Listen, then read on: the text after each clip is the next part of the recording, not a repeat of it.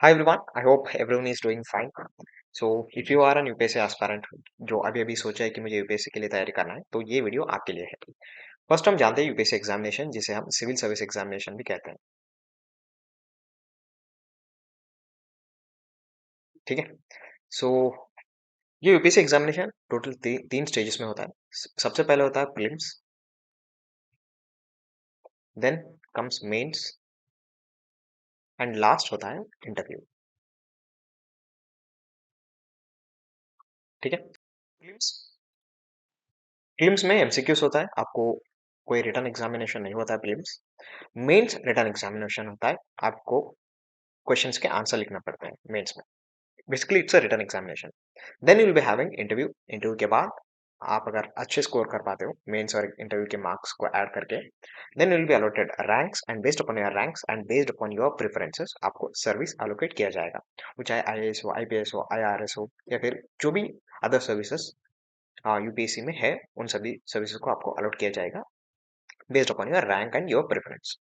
देखो प्रीलिम्स में होता है ना, प्रीलिम्स और मेंस की जो सिलेबस है वो ओवरलैप करता है।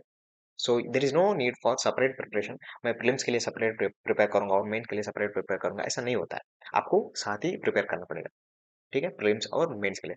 और इनफैक्ट इंटरव्यू के लिए भी आपको साथ ही प्रिपेयर करना पड़ेगा, क्योंकि आपको जैसे जैसे जैसे आप प्रिपेयर करेंगे ना यूपीएससी एग्जामिनेशन के लिए, so every day is a learning for you. हर दिन आप कुछ नया सीखते हो। मुझे पता है, क्योंकि I was an aspirant too. बहुत सारे दिन ऐसे आते हैं जब आपको बिल्कुल मन नहीं करता पढ़ने के लिए, फिर भी आपको पढ़ना है। ठीक है। एटलीस्ट अगर आप नहीं भी पढ़ते हो ना, so you should do something productive which is related to UPSC examination, क्योंकि कंसिस्टेंसी बहुत मैटर करता है यूपीएससी एग्जामिनेशन की तैयारी में। ओके। अगर आप कंसिस्टेंट नहीं रहोगे, then it becomes very difficult for you to follow the daily routine. आपके लिए एक रूटीन आप सेटअप कर लेते हो, उसको फॉलो करना बहुत मुश्किल हो जाता है। चलिए हम प्रीलिम्स के बारे में जानते हैं। प्रीलिम्स प्रीलिम्स में दो पेपर होता है, जैसे मैंने कहा। So one is GS, other one is CSAT. GS में पॉलिटी, इकोनॉमी और history, geography and current affair related questions पूछे जाते हैं। सो this is 200 marks. And CSAT basically आपके एप्टीट्यूड को टेस्ट करने के लिए, सिविल सर्विसेज एप्टीट्यूड टेस्ट जिसे कहते हैं। So here will be having mathematical problems and logical reasoning, interpretations, paragraph, ऐसा बहुत सारे होंगे जो बेसिकली आपका एप्टीट्यूड टेस्ट करता है। So this is also 200 marks. आप जीएस में जो है ना, जीएस के मार्क्स को कंसिडर किया जाता है जब आप आपको मेंस के लिए क्वालिफाई करने के लिए। ठीक है। लेकिन सीसैट के मार्क्स को कंसिडर नहीं किया जाएगा जब आप आपको मेंस के लिए सेलेक्ट किया जाएगा। मान लो आप जीएस में अच्छा स्कोर कर पाते हो लेकिन सीसैट में आप फेल हो जाते हो, then you will not be permitted to mains. ठीक है। तो जो भी कट ऑफ यूपीएससी डिसाइड करता है जीएस के लिए, so if you score that and if you score well in CSAT as well, तो तब आपको, जब आप कट ऑफ क्लियर कर लेते हो, then you will be admit, then you will be allowed to write mains examination. ठीक है। सो सीसैट इग्नोर नहीं करने का, क्योंकि CSAT is very important and equal important as GS. हालांकि इसमें कोई कट ऑफ नहीं है, आपको बस इतना क्वालिफाइंग मार्क्स होता है, आपको पास करना है बस। So next comes mains.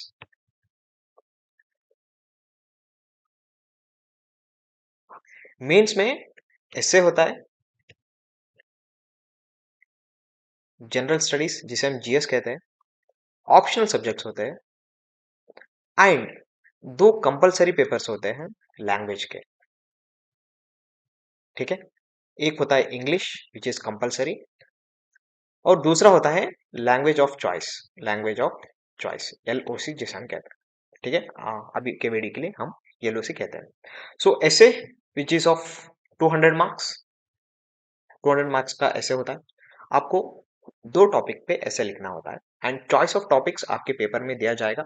You need to choose two topics from the available topics given and you need to write an essay on those topics. ठीक है। देन जीएस, जैसे मैंने कहा, इसमें जीएस 1, जीएस 2, जीएस 3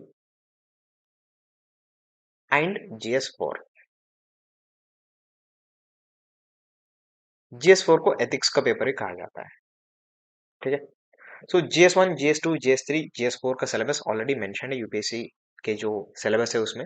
अगर शॉर्टली मैं बताऊं तो जीएस 1 में आर्ट एंड कल्चर,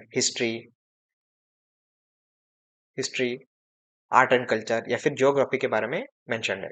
जीएस 2 के सिलेबस में पॉलिटी के बारे में मेंशन्ड है। पॉलिटी, गवर्नेंस, इंटरनेशनल रिलेशंस वो सब। जीएस 3 में economy, science and tech and disaster management ये सब, ठीक है? अगर हम इन शॉर्ट बोले तो economics, science and tech, disaster management ये सब जीएस 3 में आ जाता है। इंटरनल सिक्योरिटी ये सब जीएस 3 में आ जाता है। अब कंपलसरी पेपर्स जैसे मैंने कहा, एक होता है इंग्लिश और दूसरा होता है चॉइस। आपको कंपलसरी पेपर में क्वालिफाई करना बहुत जरूरी है। हालांकि इसका मार्क्स जो है वो कंसिडर नहीं किया जाएगा आपके फाइनल सिलेक्शन में, लेकिन इन कंपलसरी पेपर को पास करना बहुत इंपॉर्टेंट है। Only when you pass this compulsory papers आपके जो मेंस के पेपर्स है वो इवेलुएट हो जाएंगे। अब बात करते हैं ऑप्शनल सब्जेक्ट्स के बारे में, ठीक है? Let's talk about optional. Optional में भी दो पेपर्स होता है, पेपर 1 एंड पेपर 2। आपको ऑप्शनल चूज करना पड़ेगा। यूपीएससी के सिलेबस में मेंशन है ऑप्शनल्स, ठीक है? So you need to choose one subject from those optionals and this each 250 marks का होता है ऑप्शनल, टोटल 500 मार्क्स, ठीक है? सो मेंस के मार्क्स और पर्सनालिटी टेस्ट के मार्क्स को ऐड करके, ठीक है, वो कंसिडर किया जाता है, आपके फाइनल रैंक को डिसाइड किया जाता है। And based upon your rank, जैसे मैंने कहा, you will be allocated a service and based upon your preference as well. तो ये 500 मार्क का होता है optional paper and final stage जो होता है वो है पर्सनालिटी टेस्ट। देखो पर्सनालिटी टेस्ट भी 500 मार्क्स का होता है, ठीक है? सो आप कितना स्कोर कर पाते हो, आप कितने अच्छे से सवाल के जवाब देते हो, depend upon all those things, your marks will be decided, personality test का मार्क्स भी। तो पर्सनालिटी टेस्ट का जो मार्क्स है और जो मेंस में आप क्वालिफाई, मेंस में जो मार्क्स आप लेते हो, ये दोनों मार्क्स को ऐड करके जितना मार्क्स आपका आता है based upon your rank, you will be allocated a service, ठीक है? So this is a basic outline of the stages of examination. So next हम बात करते हैं सिलेबस या फिर व्हाट इज, नेक्स्ट हम बात करते हैं एक यूपीएससी एस्पायरेंट को क्या चीज में ध्यान में रखना चाहिए when you are preparing for examination. Next, there are certain things, certain सवाल होंगे आपके मन में when you are preparing for competitive examination. So firstly, so if you are preparing for UPSC examination, आपको फर्स्ट एंड फॉरमोस्ट यूपीएससी के जो syllabus होता है उसको डाउनलोड करना पड़ेगा। जो ऑफिशियल वेबसाइट है वहां पर यूपीएससी का सिलेबस मिलेगा आपको, आप एक बार डाउनलोड कीजिए, thoroughly go through the syllabus before entering into this preparation, ठीक है? सो जैसे प्रिपेयर करने से पहले सिलेबस को पढ़िए, प्रीवियस ईयर क्वेश्चन पेपर को पढ़िए, एनालाइज कीजिए कि किस तरह के क्वेश्चंस आ रहे हैं and what do these questions demand from us, क्या क्वेश्चंस हम यूपीएससी एस्पायरेंट से डिमांड करते हैं, ठीक है? So these are things which one needs to keep in mind, क्योंकि 80% जो लोग यूपीएससी के लिए तैयारी करते हैं ना, वो सिलेबस को पढ़ते ही नहीं है, ठीक है? You need to understand, read and understand the syllabus and you need to analyze previous year question papers, okay? ताकि आपको एक अच्छा पिक्चर मिल जाता है इस एग्जामिनेशन के बारे में। एंड बहुत सारे लोगों के मन में ये सवाल होता है कि कब प्रिपेयर करना चाहिए। देखो अगर आप ग्रेजुएशन में हो तो you can start preparing from the graduation only.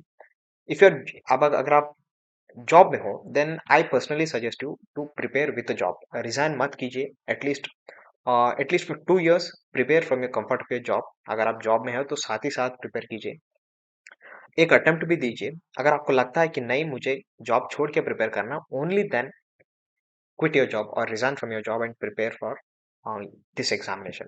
क्योंकि कई बार क्या होता है ना, हमें फियर ऑफ फेलियर जिसे हम कहते हैं वो आ जाता है। अगर आप फाइनेंशियली किसी पे डिपेंडेंट हो then that fear of failure जो होता है वो हमेशा रहेगा।